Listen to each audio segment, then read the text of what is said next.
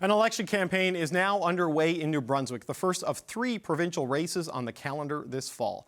PC leader Blaine Higgs is seeking a third term on October 21st, and he aims to secure it by linking his opponents in New Brunswick to the Trudeau government here in Ottawa.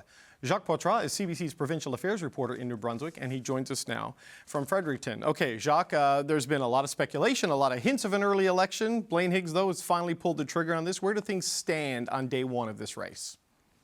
Yeah, that's right. We thought there was going to be a snap election last fall. The Premier was facing a caucus revolt over gender identity policy in schools. A number of ministers had quit his cabinet. He'd shuffled. There was a lot of turmoil in the party. The bus was ready a year ago. It had the labels and his face on it, and then he didn't do it.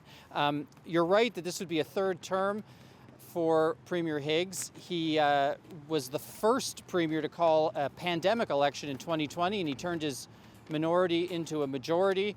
And no Premier has won a third term in New Brunswick in 30 years. So he now says he's got a slate of candidates that's on the same page as him. So he's happy with his team, and he has pulled the plug as of this morning. Okay, 30 years since a third term, and almost half his caucus has decided not to run again for a bunch of reasons. So those are the issues that Blaine Higgs has to deal with. What are the main ballot box issues for New Brunswickers in this campaign?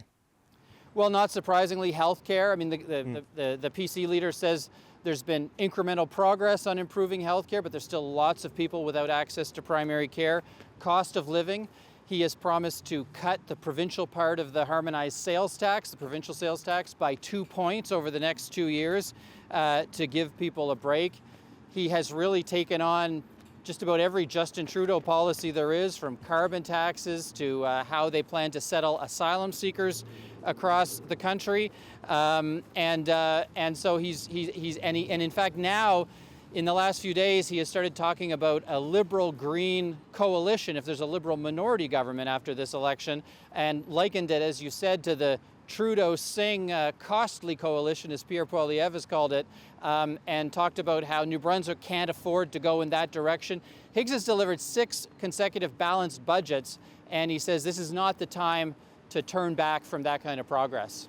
Okay, that coalition talk, because I was listening to him today when Blaine Higgs officially got the campaign going. I was like, I had no idea that Justin Trudeau and Jagmeet Singh were running in this New Brunswick election. They got mentioned so much. So how are the provincial Liberals and the provincial Greens responding to all of this talk, and what are they saying about this election? Well, the Green leader really fed this last week, David Kuhn, when I asked him a question about this scenario, and he said, oh, we've got a list. We've got a list of things that we would ask for from the Liberals, but I'm not going to tell you what it is. So you can imagine what a Conservative leader would do with that comment.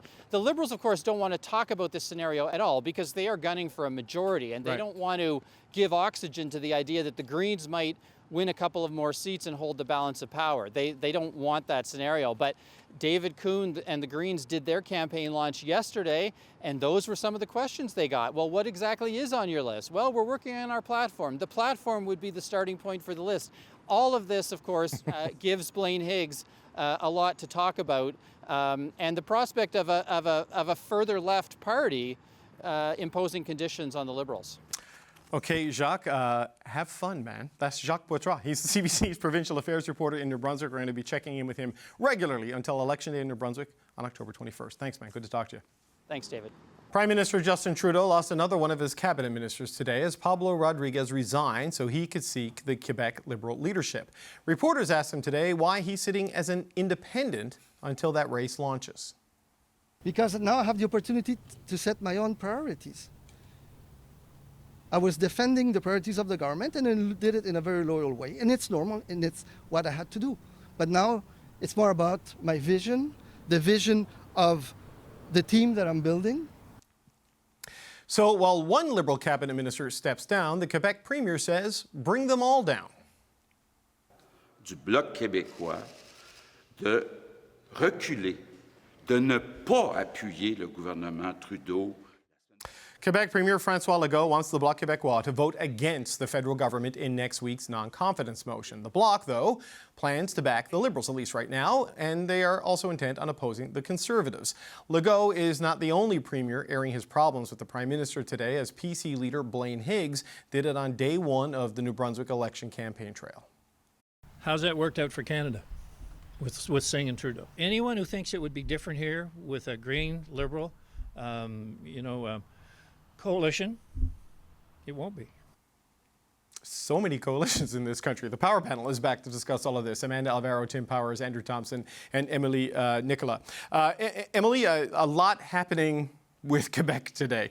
Pablo Rodriguez sitting as an independent because he won't resign his seat until January to avoid a by-election. He's going to seek the leadership. Legault dares Blanchette to bring down Trudeau. What's going on in Quebec? So first of all, unlike a lot of different provincial Liberal Party, the Quebec Liberal Party isn't affiliated in any way or form with the Federal Liberal Party. And so I think a lot of people, in the way they ask questions about Rodriguez's decision today, seem to not understand that.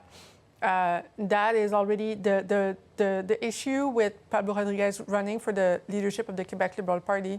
There's a lot of other candidates that have been announced already, and they've been attacking Pablo Rodriguez because of his proximity to the Liberal Party, because the Quebec Liberal brand is different and has more of a nationalist bend to it.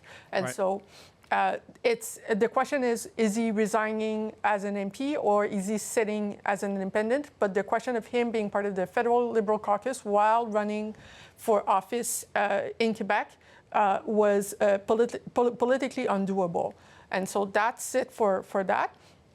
The timing of the Quebec Leadership Party race makes it both convenient for Pablo Rodriguez to be leaving at this point, given that he's leaving a sinking boat. But at the same time, it does make sense that he's throwing his name in the hat at this point too. And so it's a very good excuse, but probably a very honest excuse in terms of why he's leaving.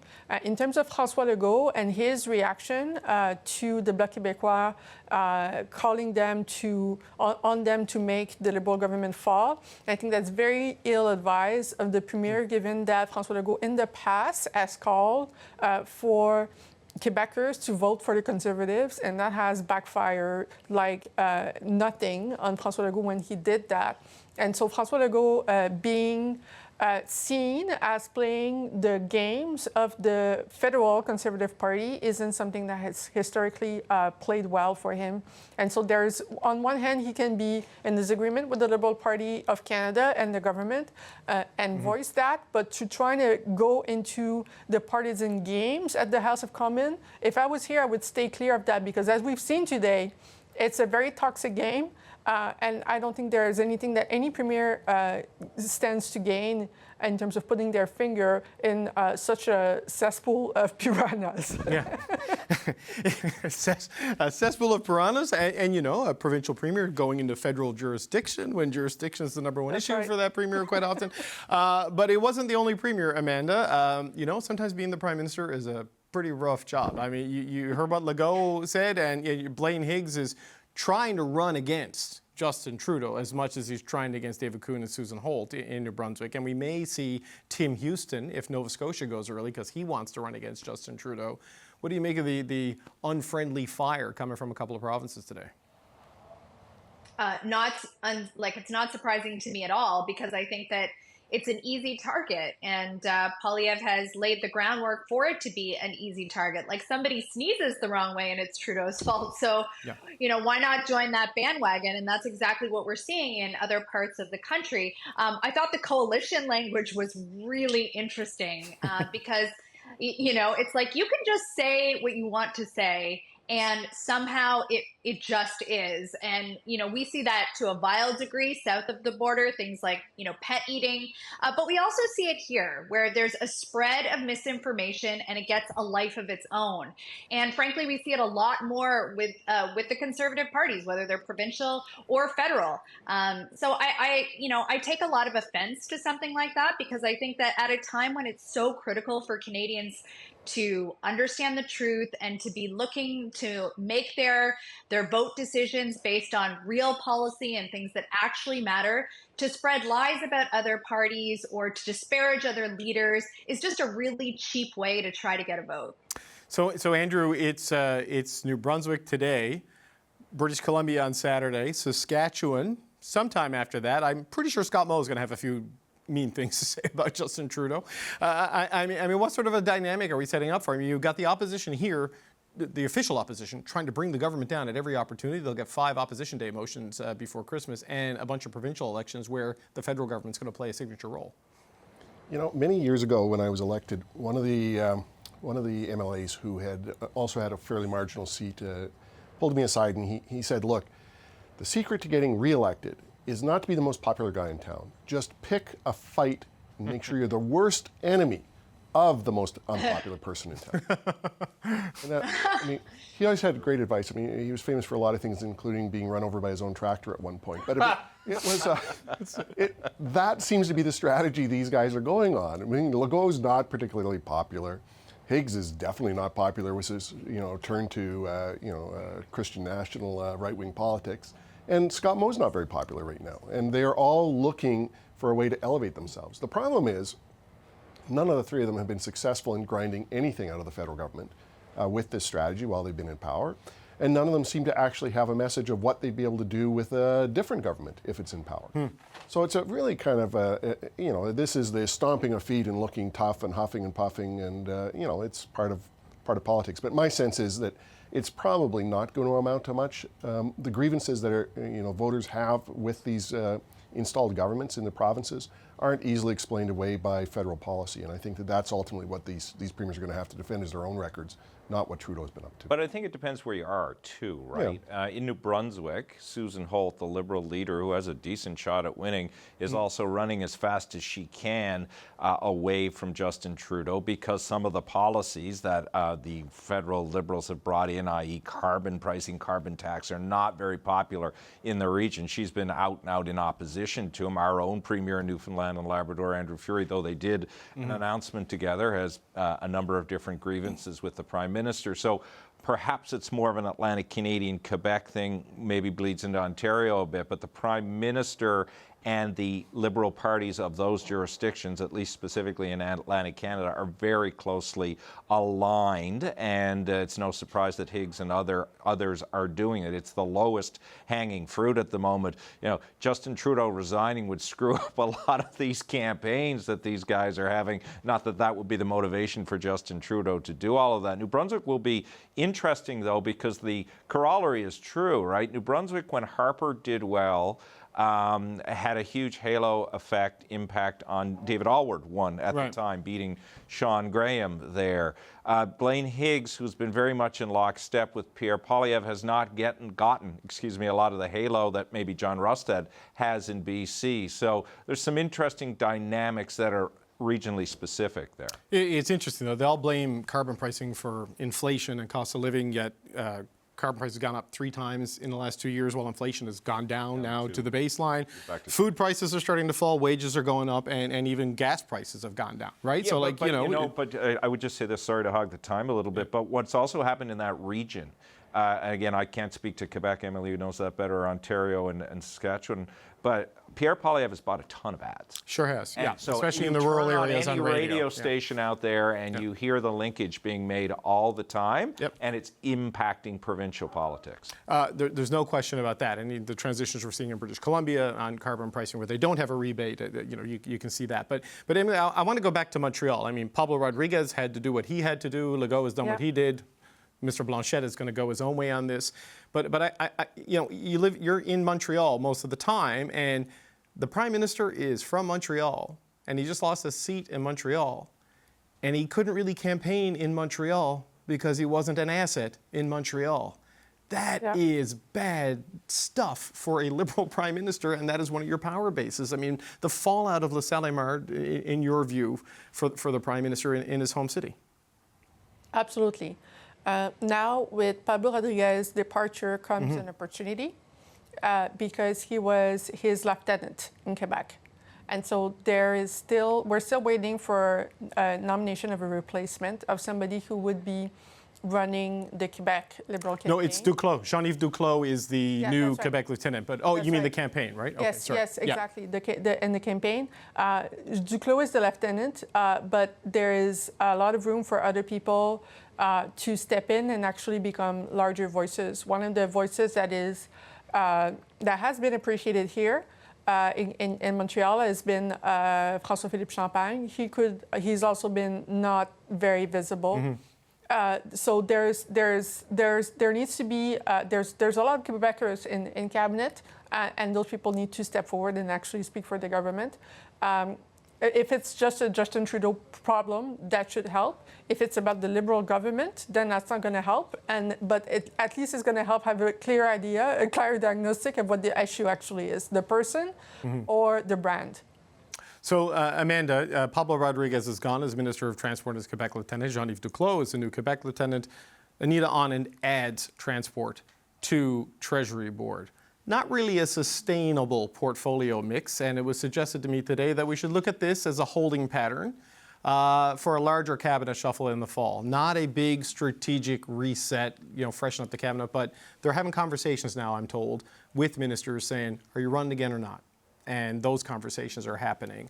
What do you expect to see from the government in the next little while to sort of deal with this? Because we had O'Regan leave in the summer, Rodriguez leave in the fall, and maybe more over the next couple of months, or at least announce they're not running again. Yeah, and I think that there's some obviously natural attrition that happens when you've been in power for so long.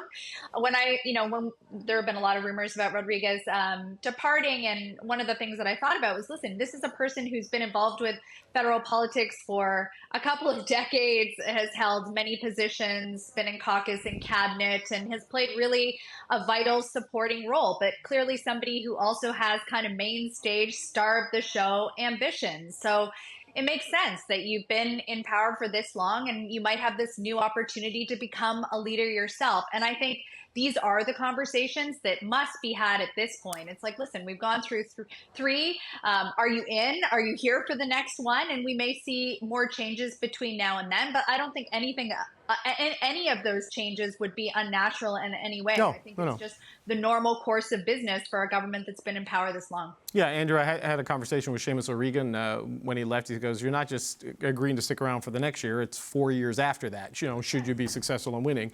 So just to give you the last word, I mean, what do you expect to see? I don't know if there will be the big cabinet shuffle. It sounds like something's going to happen because I don't think you leave Anita Anand in these two roles for very long. Where do you think the government goes? Well, certainly tough to be both the Treasury Board Minister and also Transport, both hugely demanding and quite different files. And now, that said, I mean, if there's any minister who can do it, it's Anand. But I say that also because she's on the U of T faculty, so I see.